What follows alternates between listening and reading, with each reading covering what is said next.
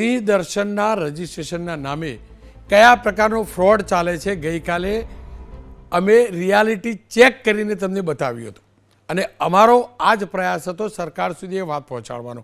સરકાર સુધી એ વાત પહોંચી. ગઈકાલે મારી વન અને પર્યાવરણ મંત્રી મુળુભાઈ બેરા સાથે પણ વાત થઈ હતી. આજે એ જ પ્રકારે વન પર્યાવરણના રાજ્યમંત્રી સાથે પણ વાત થઈ અને મને જે જાણકારી મળી છે પ્રકારે વિભાગને તપાસના આદેશ અપાઈ ગયા છે. જે પ્રકારે ઓનલાઈન ખેલ ચાલી રહ્યો છે એની સાયબર સેલ દ્વારા તપાસ થશે. સાથે જ જેટલા પણ ખોટા રજિસ્ટ્રેશન થયા છે, જે કેન્સલ કરી નવા ઉમેરે છે, એના ઉપર બ્રેક લગાવવાનું પણ નક્કી કર્યું છે. સાથે તપાસમાં પ્રાથમિક તપાસમાં એ પણ આવ્યું છે કે એક જ આઈપી એડ્રેસથી એક જ નંબરથી 100 રજિસ્ટ્રેશનો થયા છે. કુલ મળીને આ પર્દાફાશ જરૂરી હતો. અમે પ્રયાસ કર્યો છે.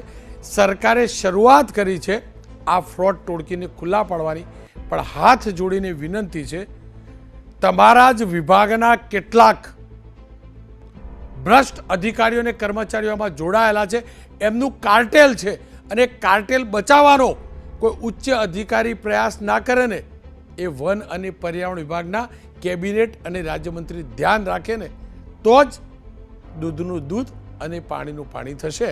બાકી આ સિંહ દર્શનના નામે રોકડી દર્શન યથાવત રહેશે.